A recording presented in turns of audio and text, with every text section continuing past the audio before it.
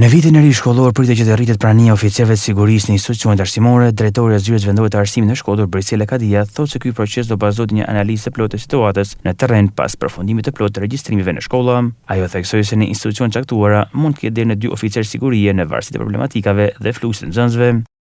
Gjithë tabloja e plotësimit me oficerët e sigurisë do shkojë paralelisht me mbylljen e regjistrimeve të nxënësve në institucionet arsimore.